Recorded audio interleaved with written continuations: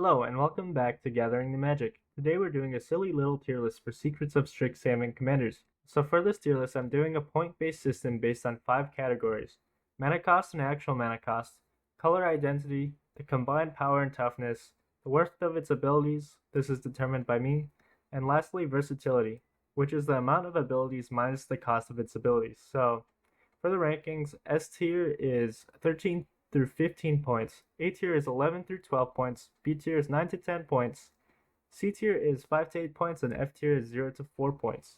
Alright, let's get started. Our first commander in F tier is Oriusa, Tide Choreographer. Oriusa is a 5 cost, but costs 3 less to cast if the total toughness of creatures you control is 10 or more. So essentially that's a 2 cost creature, and for that it's getting 3 points. It's mono blue, which gives it 0 points, because let's be real, blue's out of style. Its power and toughness combined is 4, which gets it 1 point. Oriusa has 2 abilities, one that allows it to be cast for less, and an enter ability that draws 2 cards, which I think is pretty weak for something you want to be your commander, so I gave it 0 points. And finally, its versatility. Oriusa has 2 abilities, but I didn't count the cost reduction because it's a part of the cost, and its one useful ability is to draw 2 cards for 2 mana, so essentially it's a 2 mana draw spell with little versatility, so I gave it 0 points for a total of 4 points. Our next commander is Page Loose Leaf. Page is a 2 cost artifact creature which gets it 3 points, but it's colorless, which gets it 0 points. It's a 0-2 which adds up to 2, and that's another 0 points. For its abilities, it taps to add 1 colorless mana, and has an ability to reveal cards and put an instant or sorcery into your hand if you discard another card called Page Loose Leaf. This ability isn't great for a commander deck, but there are a few ways to get around it, such as Psychic Paper or a clone ability. Otherwise, it's not a useful ability for your commander, so I gave it 0 points. It has 2 abilities, but the last one I didn't count, since it seems like it was made for other formats, so it gets 1 point for a total of 4 points. Page is not a great choice for a commander, it's basically a slightly worse Mind Stone. Moving on, Sanar Unfinished Genius is the final card in F tier. Sanar is again a 2 cost creature, which gives it 3 points. It's also hilarious how every creature in F tier got a perfect 3 points for cost. Sanar is an Izzet creature, which gives it another point, and is a 0-4 creature adding up to 4, so it gets 1 point for its power and toughness. Sanar has his prepared ability and his spell, which I am counting as a single ability. He also taps to create a treasure token as long as you casted an instant or sorcery this turn. I also think this is a pretty weak set of abilities, since you would need to prepare him to cast a spell, which would require an outside source to do so I gave him 1 point. He's got 2 abilities, although one of them costs 5 mana to search for an instant or sorcery. It would be a lot better if he became prepared after casting an instant or sorcery, but otherwise his abilities are not versatile and cost too much, so I gave him minus 2 points with a total of 4. But then again, even if Sanar wasn't terrible, I would have still thrown his ass in F tier. It's like Wizards is trying to nerf Izzet or something. If you've seen my previous Sanar video, then you already know that I'm not a big fan of this guy. In fact, if I ever get Sanar from a pack, I'm going to throw him in a blender and eat him like a McDonald's chicken nugget. Let's carry on with our tier list. Now we're climbing the ladder into C tier, with our first commander being Bletch, Loping Pest. Bletch is a 3 cost Golgari commander, scoring a 2 for cost and 1 for color. He has 3 power and 4 toughness, so this little doggy scored 3 points in that regard. But for the worth and versatility of his one ability, he scored a 1 and 1, going for a total of 8 points. Then we have Dina Essence Brewer. Dina is a 1 generic black and green, which scores 2 for cost and 1 for color. She is a 2-3, so that's another 2 points, and she has whenever you sack a creature you get to draw a card, but only once per turn, so optimally you want to sack a creature on your opponent's turns to maximize card draw. Her other ability is 2. Sacrifice another creature, gain X life, and put X counters on a creature where X is the creature's power. That's 2 points for the worth of these abilities and 2 for the versatility, but since it costs 2 generic to sack a creature, I'm taking a point off, leaving Dina with 8 points. Gorma the Gullet is our next commander. Gorma is a 3 cost black-green creature, scoring 2 points for cost and 1 for the colors. He is a little 1-1 doggy, such a good boy, but he gets 0 points for power and toughness. He has lifelink. Whenever another creature you control dies, put a +1/+1 counter on Gorma, and non-token creatures you control enter with an additional +1/+1 counter for each creature that died under your control this turn. His abilities score him 2 for worth and 3 for versatility, since he's able to buff himself and other creatures up, and his final score is 8 points. Augusta, Order Returned, is a 3-cost mono-white commander. That's 2 points for cost and 0 for color.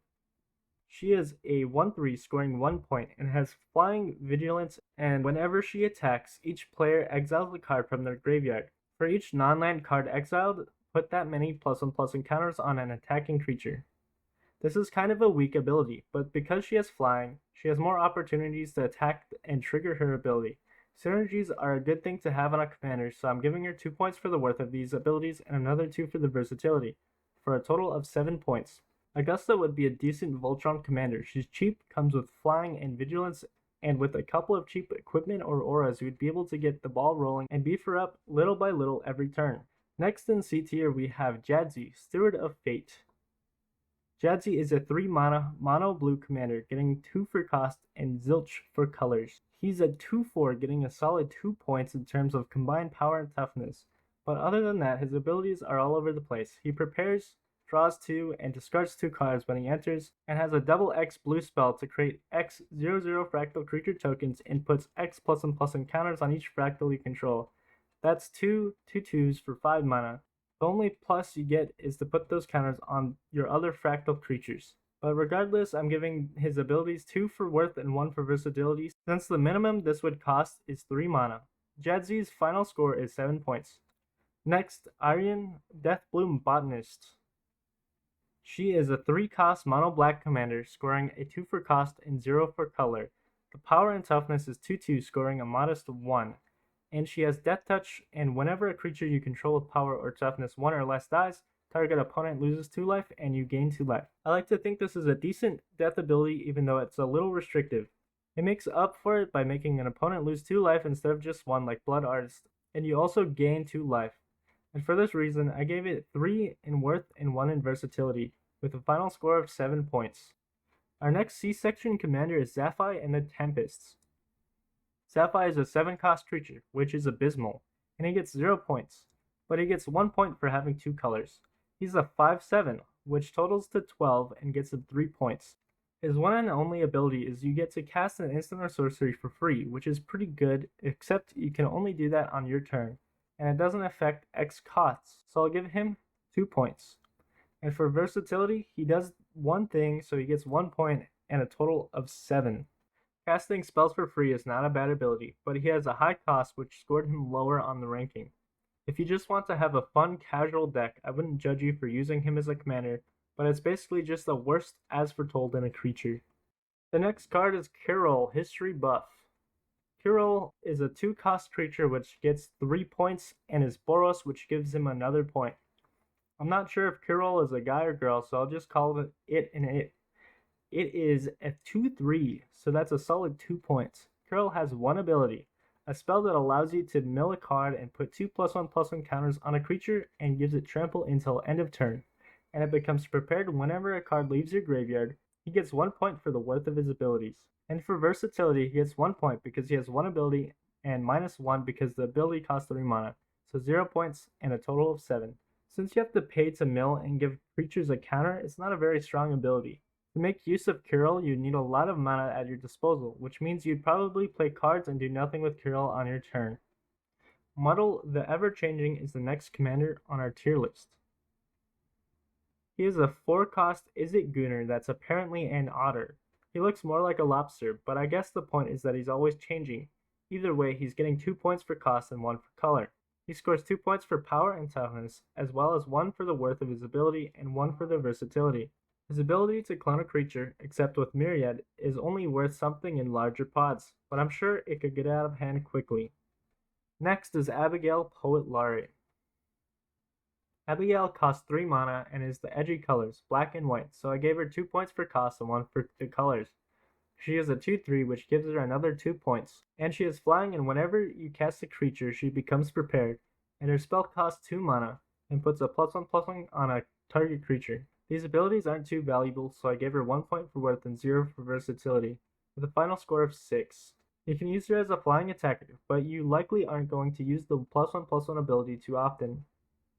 Tam, Observant Sequencer, is a 4-cost green-blue creature, scoring 2 for cost and 1 for color.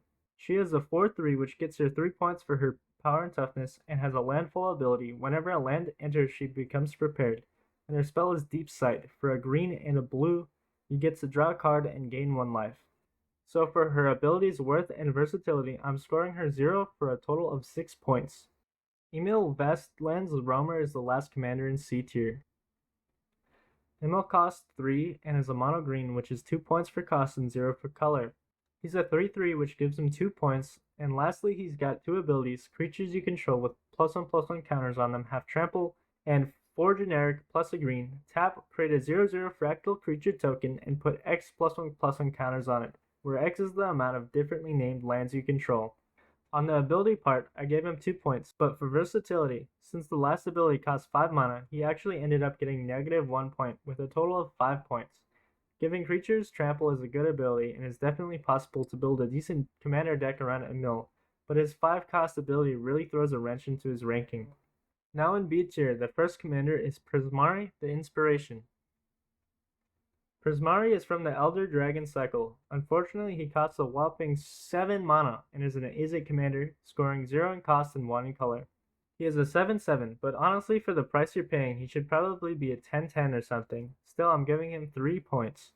Then for his abilities, he's got Flying, Ward pay 5 life, which, why? And it gives all your instants and sorceries Storm, which is pretty damn good. It has the same effect of 1000-Year Storm for an additional 1 mana. I'm scoring at 3 points for the worth of its abilities and 3 for the versatility, leaving Prismari with a total of 10 points. Moving up the line, we got Quandrix the Proof. Another Elder Dragon. He's a 6-cost Sigmic commander, scoring 0 and 1 for cost and color. Quandrix is a 6/6, getting that 3-pointer, and he has Flying, Trample, Cascade, and your instants and sorceries also get Cascade. Cascade is a really good ability as long as you're casting big spells such as X-cost spells, hint hint. So that's another 3 in worth and versatility, totaling 10 points. Excava the Risen Past is a 4-mana Boros brother, so 2 for cost and 1 for color. He's a 3/3 which gets him a moderate 2 points, and he has Flying, Haste, and whenever he attacks, he gets to return something with a value of 3 or less from the graveyard to the battlefield, except it's a 1/1 spirit creature with Flying and a finality counter. What I don't like about this is the finality counter. You should totally be able to recur things over and over. You only get to do it once per turn after all. There's plenty of things that recur multiple creatures every turn with a similar mana value. Just give us the repeatable recursion for God's sake. There is one genius way around this though, flickering the finality counter off, and Boros is excellent for flickering stuff. I'll knock a point off for the worth because this ability just doesn't seem that great.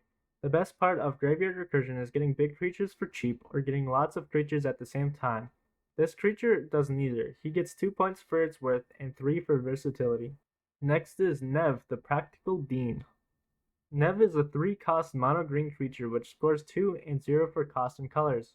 He is a 2/2 which gets him another point, but he also has an ability to bulk himself up, so I'm giving him an additional 2 points. His abilities are creatures you control with counters on them have trample, and whenever you cast your first spell with X in its mana cost each turn, put X +1/+1 counters on Nev. For these abilities, he scores 3 points in worth and 2 for versatility, giving him a final score of 10 points. Next is Nita, Forum Conciliator. Nita is a 3-cost Silver Quill commander. Yes, Silver Quill, not the Orzhov Lord of Edging. She scores 2 and 1 in cost and color. She is a 2/3 getting a decent 2 points for power and toughness, and her ability is whenever you cast a spell you don't own, you put a +1/+1 counter on each creature you control, and 2 generic, sack another creature, exile an instant or sorcery from an opponent's graveyard, and you can cast it this turn. This is actually pretty decent, pretty synergistic abilities. I like this one a lot, but unfortunately it does have an additional cost, so it's getting 3 and 1 with a total of 9 points.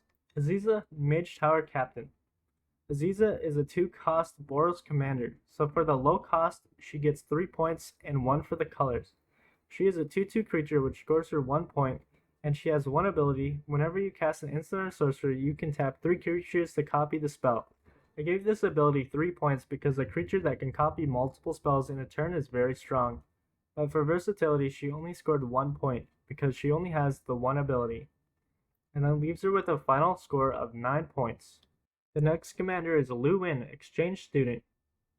Lewin is a 4 mana Golgari commander, scoring 2 for cost and another point for colors.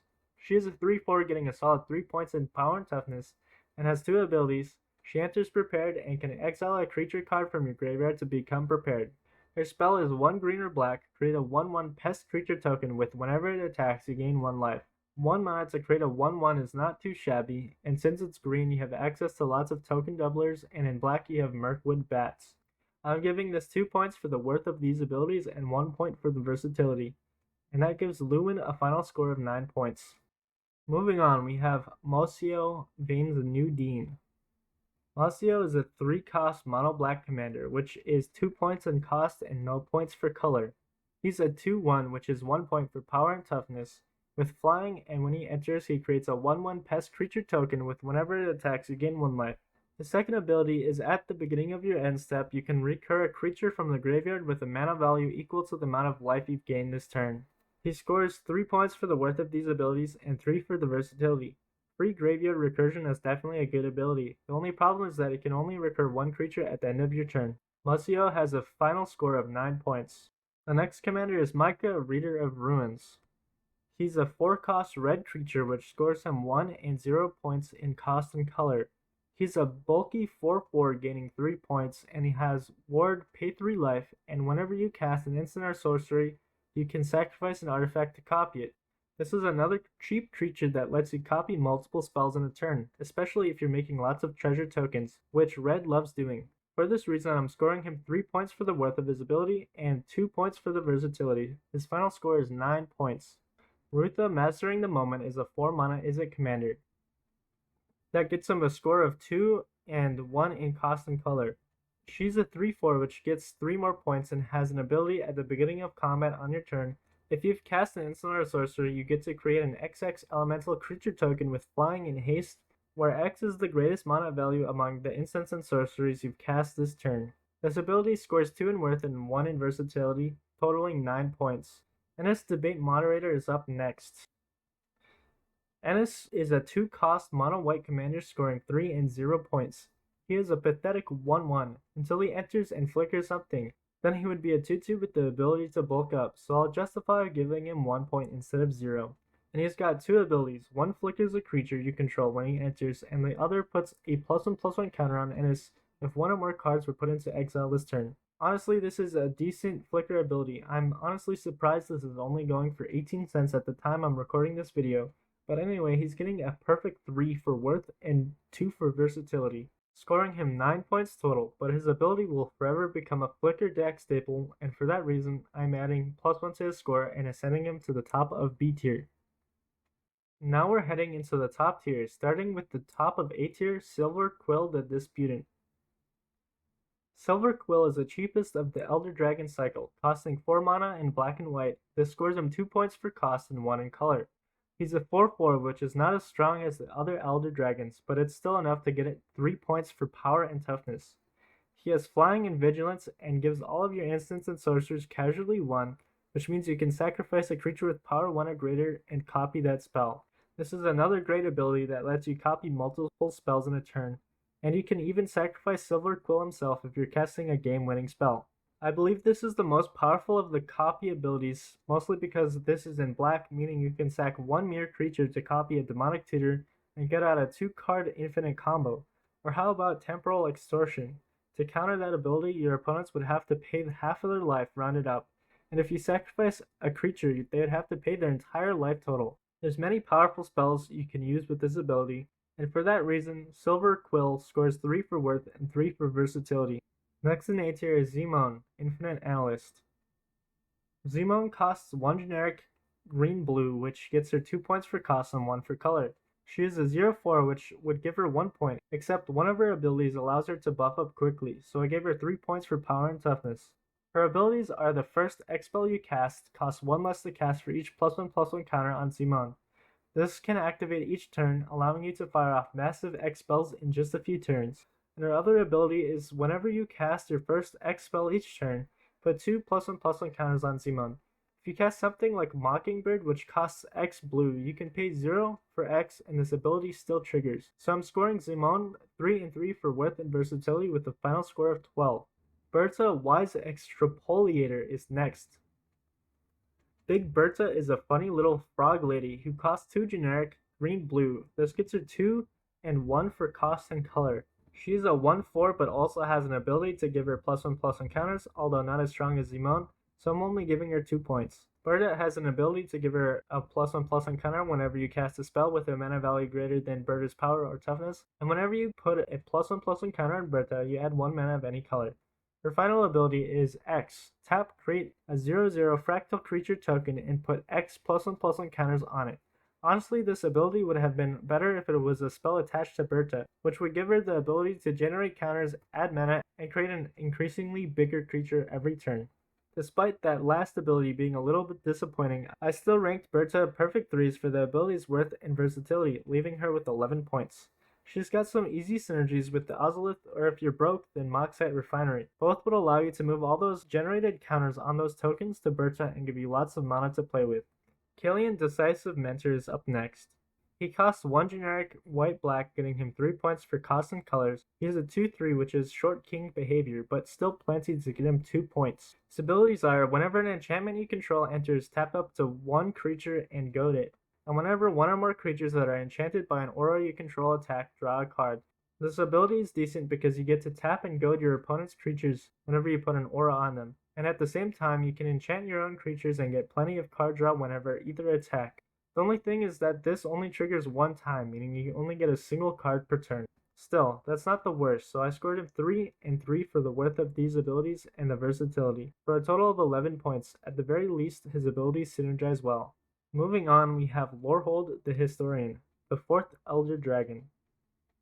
Lorehold is a 5-banger Boros brother, scoring 2, 1 for cost and 1 for color. He's a 5/5, getting 3 points, and has Blying and Based. He gives each instant and sorcery in your hand a Miracle 2, which means that you get to cast it for 2 generic if it's the first card you draw each turn. His next ability is at the beginning of each opponent's upkeep, you may discard a card and draw a card. This is pretty good because it gives you the chance to get that miracle draw every turn. So in regards to the worth and versatility of these abilities, he scores 3 and 3 with a final score of 11. Up next, Scriv the Obligator. Scriv costs 2 generic white-black, getting him 2 for cost and 1 for color.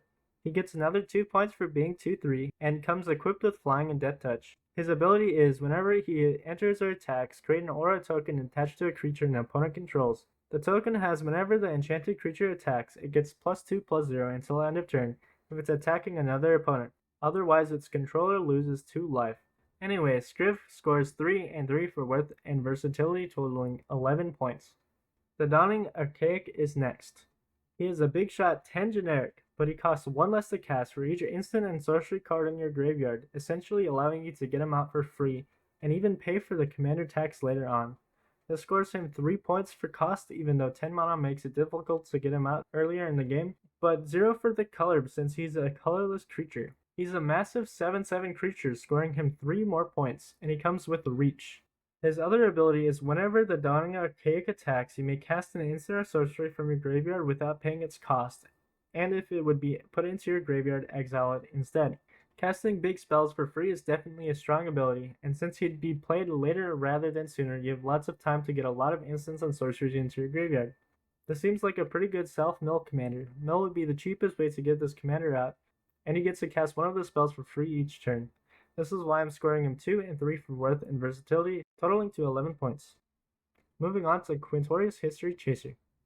Quintorius is a 4-cost planeswalker and is also a Boros brother, so he's going to get 2 points for cost and 1 for color.